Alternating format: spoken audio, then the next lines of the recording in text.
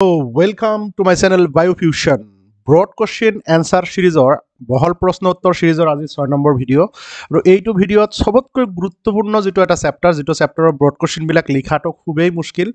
broad কোৱেশ্চনৰ answer লিখোতে তোমালোকে হাবাথুৰি খোৱা যে কেনেকৈ এনসাৰটো কৰিম আৰু সেই কাৰণে মই বহুত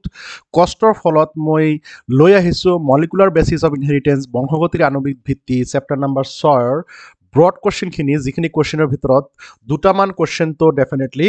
ব্ৰড মানে বোৰ্ড পৰীক্ষাত আহে তো কেনেকৈ লিখিবা সেই কোৱেশ্চন বিলাকৰ এনসাৰ কেনেকুৱা হ'ব অসমীয়া আৰু ইংলিছ মিডিয়ামৰ দুটা ভাষাতে মই এনসাৰ বিলাক দিয়াৰ চেষ্টা কৰিছো আশা কৰো তোমালোকে এইখিনি বস্তু সোনকালে নোট কৰি ল'বা আৰু পঢ়া শুনা আৰম্ভ কৰিবা দেখা যাওক আজি কি কি আলোচনা কৰিম তো আজিৰ চেপ্টাৰত এইবিলাক হল তোমালোকৰ 5 মাৰ্কৰ কোৱেশ্চন বা 4 মাৰ্কৰ কোৱেশ্চন 4 to 5 মাৰ্কৰ এই কোৱেশ্চন বিলাকৰ এনসাৰ মই এইটো ভিডিঅ'ত দিবলৈ চেষ্টা কৰিম এই ভিডিঅ'ত থাকিবলগীয়া কোৱেশ্চন সমূহৰ এইটো ইংলিছ ভাৰ্জন তো এই কোৱেশ্চন বিলাকৰ আজি মেইনলি কি কি আলোচনা কৰিম হেকেটা মই এটা এটাকৈ তোমালোকক দেখাবলৈ চেষ্টা কৰি আছো নম্বৰ 1 লেক অপেৰন বা জিন প্ৰকাশ নিয়ন্ত্ৰণ এটো এই বছৰত আহিবলগীয়া সবতকৈ ইম্পৰ্টেন্ট কোৱেশ্চন এই বছৰ এনেকুৱা লাগিছে যেন এটো আহিবই তাৰ পিছত আলোচনা কৰিম আজি সেমি কনজাৰভেটিভ ডিএনএ এপ্লিকেশন অৰ্ধ সংৰক্ষণশীল প্ৰতিকৃতিকৰণ আৰু মেচেলছন আৰু ষ্টালৰ পৰীক্ষা দুটা কোৱেশ্চন ইয়াতে এটা হল সেমি কনজাৰভেটিভ ডিএনএ এপ্লিকেশন আৰু এটা হল মেচেলছন আৰু ষ্টালৰ পৰীক্ষা দুটা কথা আলোচনা কৰিম দেন হাৰ্শি আৰু চেজৰ এক্সপেৰিমেন্ট হাৰ্শি আৰু চেজৰ পৰীক্ষা আৰু এই পৰীক্ষাৰ লক্ষ্য তোমালোকে জানাই ডিএনএ যে জিনীয় পদাৰ্থ ডিএনএ যে জেনেটিক মেটেৰিয়েল হেতু প্ৰুভ কৰাৰ কাৰণে যেটো পৰীক্ষা কৰিছিল হেতু আলোচনা কৰিম দেন গ্ৰিফিথ এক্সপেৰিমেন্ট গ্ৰিফিথৰ পৰীক্ষা আলোচনা কৰিম দেন ৰেপ্লিকেশন প্ৰসেস প্ৰতিকৃতিকৰণৰ পদ্ধতি ইয়াতে আলোচনা কৰিম দেন ট্ৰান্সলেশন প্ৰসেস অনুবাদকৰণ পদ্ধতি আলোচনা কৰিম দেন আমি আলোচনা কৰিম হিউম্যান জিনোম প্ৰজেক্ট মানৱ জিন সমুদায় প্ৰকল্প খুবেই ইম্পৰ্টেন্ট এটো 2 মাৰ্কৰ কোৱেশ্চনো আহে 3 মাৰ্কৰ কোৱেশ্চনো আহে ইয়াৰ পৰা 4 মাৰ্কৰ কোৱেশ্চনো আহে গতিকে হিউম্যান জিনোম প্ৰজেক্ট বহুত ইম্পৰ্টেন্ট দেন ডিএনএ ফিংগাৰপ্ৰিন্টিং বা সাউদাৰ্ণ ব্লটিং টেকনিক তো এইখিনি হল এইটো চেপ্টাৰৰ গুৰুত্বপূৰ্ণ কোৱেশ্চন তাৰ উপৰিও এটা কোৱেশ্চন আছে যেনেকুৱা লিপন্তৰ বা ট্ৰান্সক্ৰিপশন তো খুব কম মানে ব্ৰড কোৱেশ্চন আহা দেখা যায় সেইকাৰণে মই আজি লোৱা নাই বহুত কোৱেশ্চনৰ এনসাৰ এটা ভিডিঅ'ত হৈ যাব ভিডিঅ'টো ডাঙৰ হৈ যাব কাৰণে এটা কোৱেশ্চনৰ এনসাৰ বাদ দিছো যদি হেটো লাগে তোমালোকে কমেন্ট কৰিবা হেটো দি দিম তো এইখিনি হল এইটো চেপ্টাৰৰ ব্ৰড কোৱেশ্চন যিখিনি কোৱেশ্চন এতিয়া মই এটা এটাকৈ আলোচনা কৰিবলৈ আৰম্ভ কৰিছো আশা কৰো তোমালোকৰ বেছিভাগে কিছুমানে প্ৰ্যাকটিক্যাল পৰীক্ষা দি আছা প্ৰ্যাকটিক্যাল এক্সামত এপিয়াৰ হৈছে অলৰেডি আৰু কিছুমানে হোৱা নাই যিবিলাকে হোৱা নাই তেওঁলোকৰ কাৰণে মই কেইটামান ভিডিঅ' বনাইছো ভিডিঅ' কেইটা প্ৰ্যাকটিক্যালৰ কাৰণে ভিডিঅ' কেইটা ক'ত পাবা এই ভিডিঅ' কেইটা দেখিলে তোমালোকৰ আৰু কোনো ভয় নাথাকে বায়োফিউশন চেনেলত যাবা যোৱাৰ লগে লগে তোমালোকে যাবা ইয়াতে প্লেলিষ্টত যেতিয়া ক্লিক কৰিবা কৰাৰ লগে লগে তোমালোকে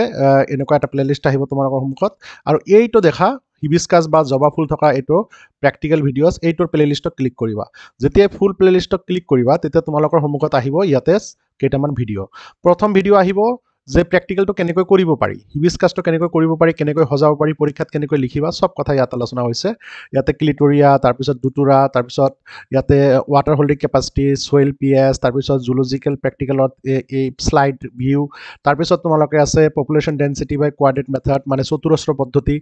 তাৰ পিছত এইটো সবতকৈ ইম্পৰ্টেন্ট ভিডিঅ' 2023 যেটো প্ৰ্যাকটিক্যালৰ কোৱেশ্চন আছিলে সেই কোৱেশ্চনটো ইয়াত গুটেইখিনি আলোচনা কৰা হৈছে আৰু এই ভিডিঅ'টো চালে তোমালোকৰ এটা আইডিয়া আহি যাব পৰীক্ষাত আমি কেনেকৈ কি কৰিব লাগিব কেনেকৈ লিখিব লাগিব সব কথা ইয়াতে আলোচনা হৈ যাব বুজি পাইছা না নাই গতিকে তোমালোকে এইটো ভিডিঅ' নেদেখাকৈ কেতিয়া প্ৰ্যাকটিক্যাল হলত নুহুবাবা বহুত ইম্পৰ্টেন্ট ভিডিঅ' এইটো চোৱা সেইকাৰণে ইয়াত 24K ভিউ হৈ গৈছে এই ভিডিঅ'টো বহুত ইম্পৰ্টেন্ট আৰু এটা কথা কৈ দিও তোমালোকক প্ৰ্যাকটিক্যালৰ কোৱেশ্চন বিলাক প্ৰতি বছৰে সেম থাকে কিন্তু প্ৰ্যাকটিক্যালৰ ভিতৰৰ বস্তুখিনি অলপ চেঞ্জ কৰি দিয়া হয় কিন্তু 2023 যেটো কোৱেশ্চন 2025 ৰ কোৱেশ্চন একেবাৰে সেম গতিকে তোমালোকে এই 23 কোৱেশ্চন পঢ়া আৰু 25 ৰ কোৱেশ্চন পঢ়া মানে একেই তোমালোকে সেইকাৰণে 23 কোৱেশ্চনটো চাই যাবা বুজি পাইছা না যিকেইটা এতিয়ালৈকে প্ৰ্যাকটিক্যাল হোৱা নাই আৰু এটা প্ৰ্যাকটিক্যাল সম্বন্ধীয় কথা কৈ দিও প্ৰ্যাকটিক্যালত বায়োলজি প্ৰ্যাকটিক্যালত কিন্তু তোমালোকৰ কি নাথাকে ভাইভা নাথাকে কি ভাইভা ক'ত থাকে ভাইভা ফিজিক্স আৰু কেমিষ্ট্ৰিত থাকে ফিজিক্স আৰু কেমিষ্ট্ৰিত ভাইভাত মাৰ্ক থাকে কিন্তু বায়োলজিৰ ভাইভাত মাৰ্ক নাথাকে গতিকে ভাইভালৈ ইমান টেনচন নলবা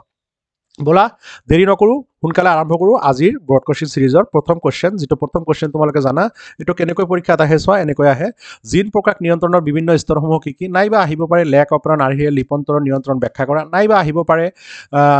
জিন প্ৰকাশ কেনেকৈ প্ৰকক কেন্দ্ৰীয় কোষত বা ব্যাকটেৰিয়াত নিয়ন্ত্ৰণ হয় বৰ্ণনা কৰা তো বিভিন্ন ধৰণৰ কোৱেশ্চনটো আহিব পাৰে আলটিমেটলি এটো লেক অপেৰন হয় তো ইংলিশত এনেকুৱা আহে what is an operon describe the major step involve in operon বা ডিসক্ৰাইব দ্য লেক অপেৰন বা ডিছক্ৰাইব দ্য জিন এক্সপ্ৰেশ্যন তো যেনেকৈ হওক কুৱেশ্যনটো চোৱা যেনেকুৱা 2022 আহিলে describe the regulation of gene expression in bacterial cell ultimately এইটো লেক অপেৰণৰ বিষয়ে লিখিব দিছে গতিকে কুৱেশ্যন যিমান তোমালোকে ছল্ভ কৰিবা সিমান তোমালোকৰ আইডিয়াটো আহিব যে একচুৱেলি কি লিখিব দিছে গতিকে লেক অপেৰণটো 2025ৰ এটা বহুত ইম্পৰ্টেণ্ট কুৱেশ্যন গতিকে তোমালোকে নপৰাকৈ নাযাবা বোলা লেক অপেৰণ তোমালোকে কুৱেশ্যনটো লেক অপেৰণ হিচাপে আহিব পাৰে অপেৰণ হিচাপে আহিব পাৰে জিন প্ৰকাশৰ নিয়ন্ত্ৰণ হিচাপে আহিব পাৰে ইংলিছত জিন ৰেগুলেশ্যন বুলি আহিব পাৰে বেক্টেৰিয়েল জিন ৰেগুলেশ্যন বুলি আহিব পাৰে যিকোনোভাৱে আহক আল্টিমেটলি লেক অপেৰণৰ বিষয়ে লিখিব লাগিব এইটো গতিকে কেনেকৈ লিখিবা তোমালোকৰ ইংলিছ মিডিয়ামৰ কাৰণে মই এনেকৈ কুৱেশ্যনটোৰ এনচাৰ দি দিছোঁ এতিয়া বুজোৱাৰ সময় নাই এইটোৰ ডিটেইলছ ভিডিঅ' মোৰ ভিডিঅ' লেকচাৰ হিচাপে মোৰ চেনেলত আছে কাৰোবাৰ লাগিলে এইটো তাৰ পৰা চাই ল'বা লেক অপেৰণ বুলি লিখা আছে মলিকুলাৰ বেচিছ অফ ইনহেৰিটেন্স নামৰ প্লেলিষ্টত পাই যাবা গতিকে এইটো ইংলিছ মিডিয়ামৰ কুৱেশ্যনৰ এনচাৰ মই দুটা পেজত দি দিছোঁ তো এইটো হ'ব তাৰ পিকচাৰখন আঁকি তোমালোকে এইটো বৰ্ণনা কৰি দিবা বাছ 5 মাৰ্কৰ কুৱেশ্যন এনচাৰ হৈ যাব বুজি পাইছা নাই এইটো হ'ল ফাৰ্ষ্ট পেজ এইটো হ'ল second page with the picture আৰু মই অসমীয়া মিডিয়ামৰ কাৰণে কৰি দিলোঁ পেজ 1 পেজ 2 তাৰপিছত তোমালোকৰ পেজ 1 পেজ 2 তোমালোকে যদি এইবিলাক লিখা যদি ক্লিয়াৰ দেখা পোৱা নাই তেনেহ'লে ভিডিঅ'ৰ ৰিজলিউশ্যনটো বঢ়াই 720 কৰি লোৱা ভিডিঅ'ৰ ৰিজলিউশ্যন বঢ়াব পাৰি ভিডিঅ'ৰ কোণাত গৈ তোমালোকে চাবা ছেটিঙত ভিডিঅ'ৰ ৰিজলিউশ্যন বঢ়াব পাৰি ৰিজলিউশ্যন 720 কৰি দিয়াৰ লগে লগে তোমালোকে এইবিলাক চাব পাৰিবা আৰু বেছি সুবিধাজনক হ'লে তোমালোকে লেপটপ ইউজ কৰিবা টেবলেট ইউজ কৰিবা তোমালোকে এইবিলাক লিখা ভালকৈ পঢ়িব পাৰিবা দেখিব পাৰিবা তো নেক্সট পেজ 3 তোমালোকৰ পিকচাৰটো দি দিছোঁ এইটো পিকচাৰ তোমালোকে আঁকিবলৈ যত্ন কৰিবা আৰু যদি এইটো পিকচাৰ যদি তোমালোকৰ ভাল লগা নাই কিতাপত থকা পিকচাৰটো আঁকিলেও হৈ যাব ঠিক আছে তো তোমালোকে যিটো আঁকা সেইটোৱে তো এইটো বুজিবৰ কাৰণে বেলেগ ভিডিঅ' দিয়া আছে তাতে ভিডিঅ'টো চাই বুজি ল'ব পাৰিবা এতিয়া পৰীক্ষা আহিছে বুজাৰ সময় নাই পঢ়াৰ সময় আহিছে বুজি পাইছা নাই তো নেক্সট কুৱেশ্যনটো আছে ডিএনএৰ অনুকৃত্যায়ন বুলিলে কি বুজা মেচেলছন আৰু ষ্টালে কেনেদৰে ডিএনএৰ অৰ্ধ সংৰক্ষণ প্ৰতিক্ৰিয়াৰ সপক্ষে প্ৰমাণ দাঙি ধৰিছিল এইটো বৰ্ণনা কৰা তো এনেকুৱাকৈ কুৱেশ্যন আহিব পাৰে what do you mean by semi conservative replication how do Meselson and Stahl prove it experimentally তো এনেকৈ কুৱেশ্যন আহে তো এই কুৱেশ্যনটো একচুৱেলি তুমি দুটা ভাগত ভাগ কৰি পঢ়িবা প্ৰথমে পঢ়িবা ছেমি কনজাৰ্ভেটিভ ডিএনএ ৰেপ্লিকেশ্যন বা অৰ্ধ সংৰক্ষণশীল প্ৰতিকৃতিকৰণ কি আৰু মেচেলছন আৰু ষ্টালে কেনেকৈ পৰীক্ষাৰ দ্বাৰা প্ৰমাণ কৰিছিল এই কথাটো সেই দুটা বস্তু তোমালোকে বেলেগ বেলেগকৈ কৰিবা বেলেগ ধৰণে কুৱেশ্যন আহিব পাৰে তো আল্টিমেটলি ব্ৰড কুৱেশ্যন হিচাপে আনচাৰ দিবলৈ গ'লে প্ৰথমে ছেমি কনজাৰ্ভেটিভ ডিএনএ ৰেপ্লিকেশ্যন কাক বোলে ইয়াত লিখি দিছোঁ মই তাৰপিছত মই লিখি দিছোঁ যে ইয়াৰ পৰা মেচেলছন আৰু ষ্টালৰ এক্সপেৰিমেণ্ট আৰম্ভ হৈ গ'ল এইখিনি ইন্ট্ৰডাকশ্যন তো এইখিনি হ'ল এই কথাখিনি ছেমি কনজাৰ্ভেটিভ ডিএনএ ৰেপ্লিকেশ্যন এই কথাখিনি হ'ল ছেমি কনজাৰ্ভেটিভ ডিএনএ ৰেপ্লিকেশ্যনৰ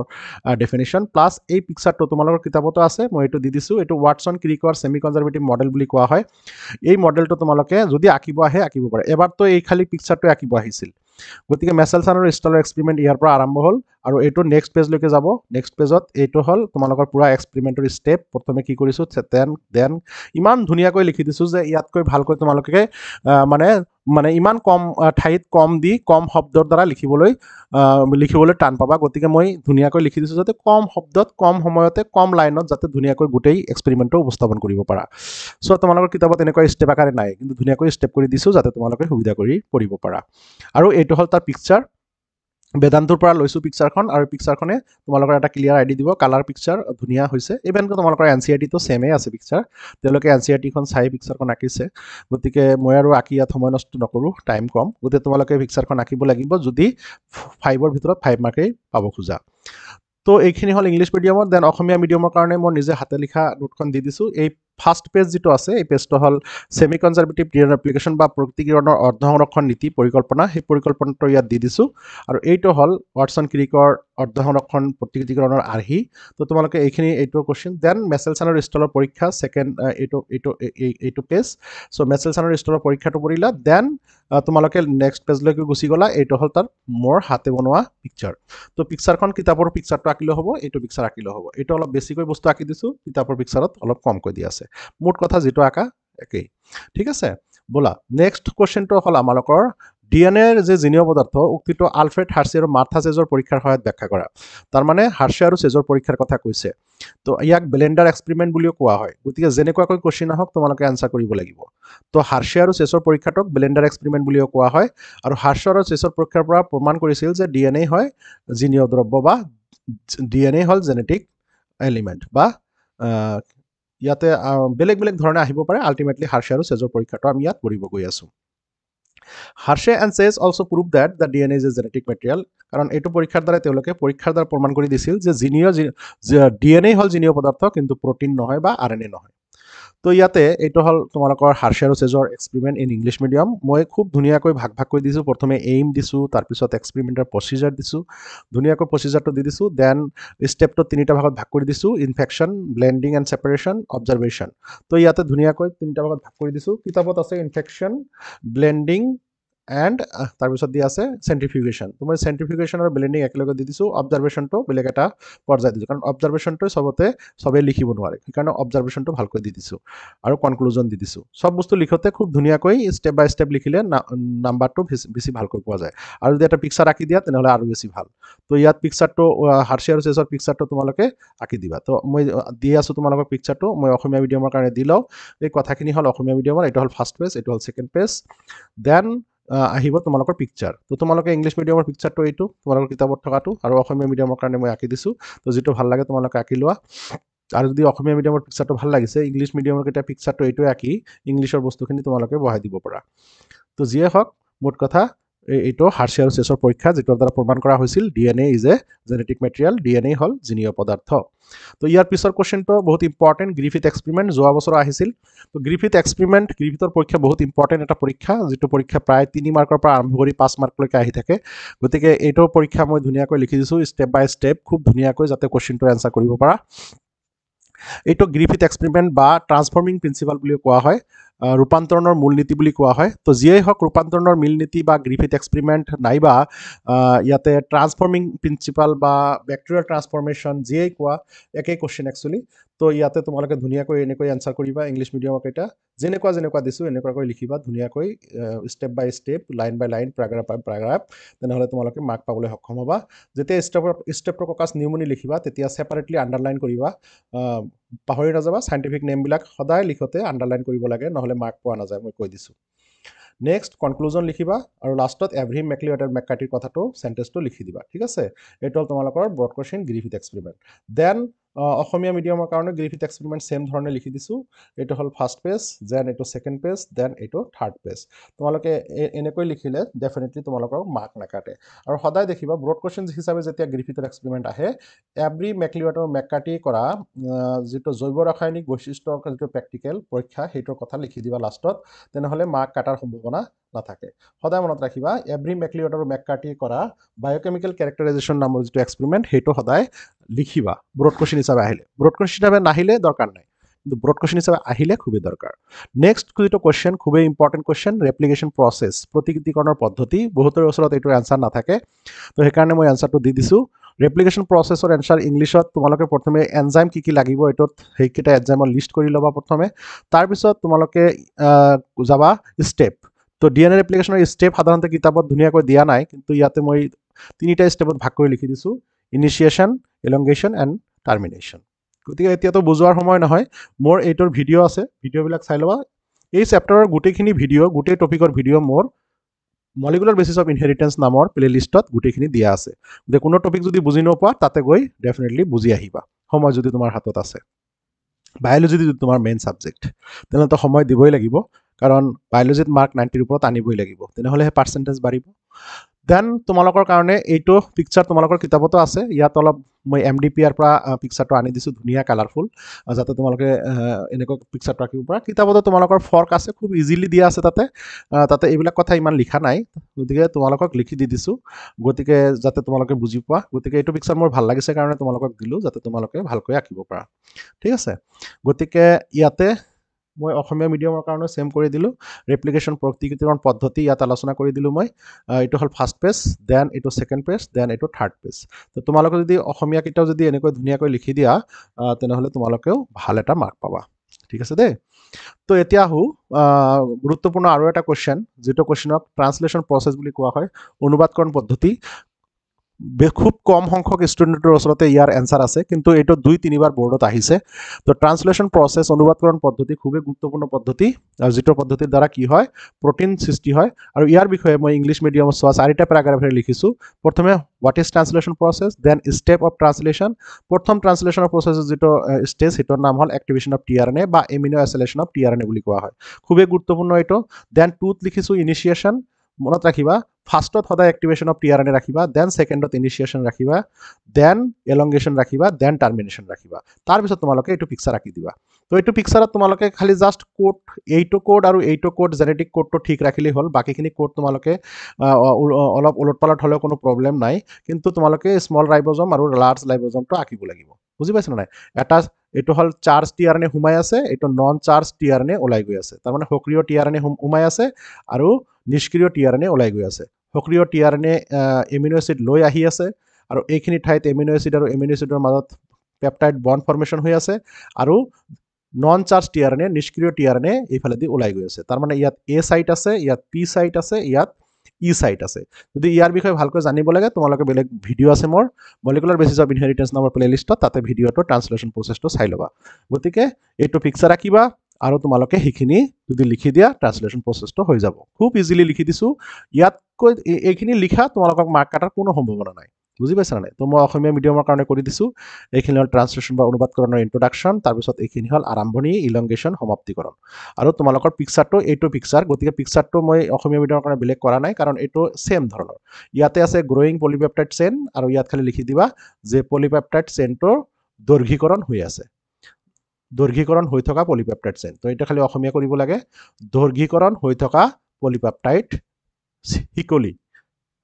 দৈৰ্ঘীকৰণ হৈ থকা পলিপেপটাইডৰ শিকলি লিখি দিলেই এইটো অসমীয়া মিডিয়ামৰ কাৰণে এই পিকচাৰটো হৈ যাব আৰু এই ৰাইবজমটো অসমীয়া দি ৰাইবজম লিখিব লাগে বাকীটো আৰু সব একেই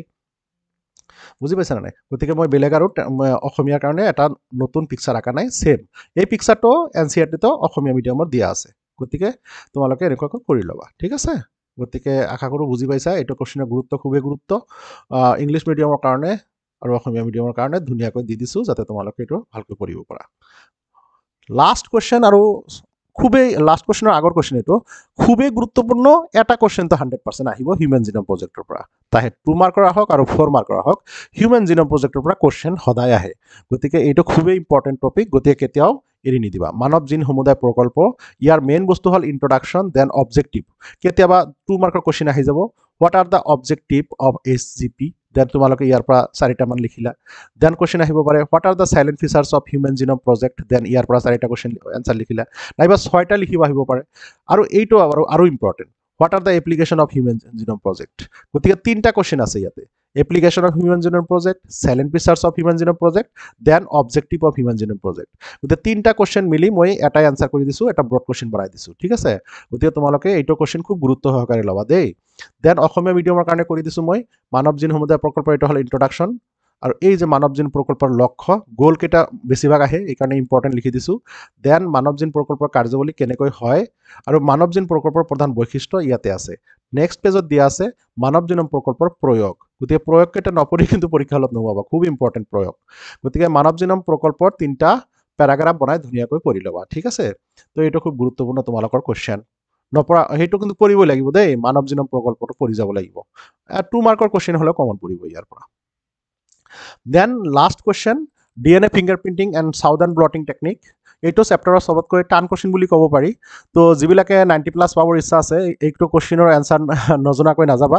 কাৰণ এবছৰ সাউদাৰ্ণ ব্লটিং পদ্ধতি আহি গৈছিল একচুৱেলি DNA ফিংগাৰপ্ৰিণ্টিংটো কৰা হয় সাউদাৰ্ণ ব্লটিং পদ্ধতিৰ দ্বাৰা গতিকে সাউদাৰ্ণ ব্লটিং পদ্ধতিৰ বেলেগকৈ পদ্ধতিটো আলোচনা তোমালোকৰ কিতাপত ধুনীয়াকৈ কৰা নাই কিন্তু আচলতে তাতে টেকনিকটো দিয়া আছে DNA ফিংগাৰপ্ৰিণ্টিঙৰ যিটো টেকনিক সেইটো একচুৱেলি সাউদাৰ্ণ ব্লটিং পদ্ধতিৰ দ্বাৰাই কৰা হয় সেইকাৰণে অলপ টপিকটো কি হয় আমাৰ লগৰ ষ্টুডেণ্টৰ কাৰণে অলপ ওলট পালট লাগি যায় একো টেনশ্যন নাই মই বঢ়িয়া কৰি ইংলিছ মিডিয়ামৰ কাৰণে বেলেগকৈ বনাই দিছোঁ যদি DNA ফিংগাৰপ্ৰিণ্টিঙৰ টেকনিকৰ বিষয়ে আহে তেনেহ'লে তেনেকৈ ধুনীয়াকৈ এইটো এনেকৈ লিখিবা প্ৰথমে DNA ফিংগাৰপ্ৰিণ্টিং লিখিবা কাক বোলে then step of DNA fingerprinting এই যে 1ৰ পৰা 5লৈকে যে ষ্টেপ দেখি আছা এই ষ্টেপকেইটাই একচুৱেলি সাউদাৰ্ণ ব্লটিং হয় বুজি পাইছা নাই এপ্লিকেশ্যন অফ DNA ফিংগাৰপ্ৰিণ্টিং ইয়াতে এই যে DNA ফিংগাৰপ্ৰিণ্টৰ এপ্লিকেশ্যনত দি দিছোঁ মই গতিকে খুব ধুনীয়াকৈ 3টা দিছোঁ ইয়াতে ডাইৰেক্টলি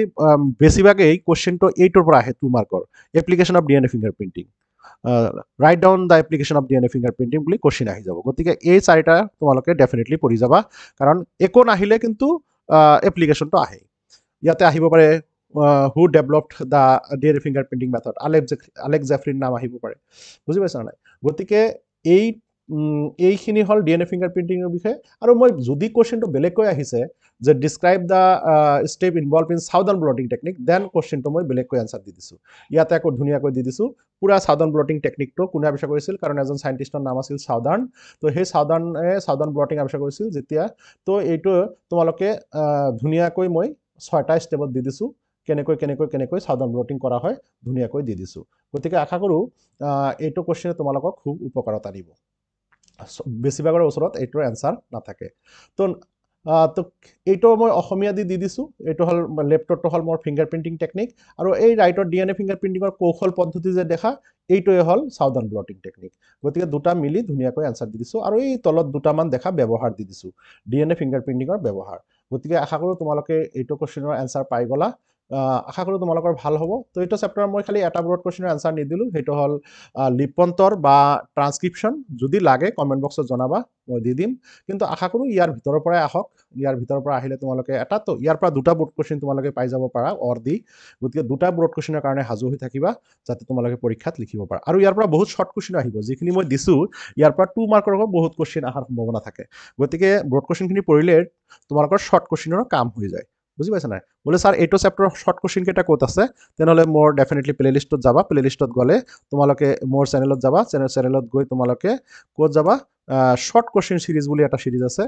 ইম্পৰ্টেণ্ট শ্বৰ্ট কুৱেশ্যন সেইটোত যাবা যেনেকুৱা ইয়াতে প্লেলিষ্টত সোমাইছোঁ চোৱা biology important question and answer এইটো প্লেলিষ্টত সোমালে এই বায়'টেকনলজি চেপ্টাৰৰ শ্বৰ্ট কুৱেশ্যনৰ এনচাৰখিনি পাই যাবা এইটো চোৱা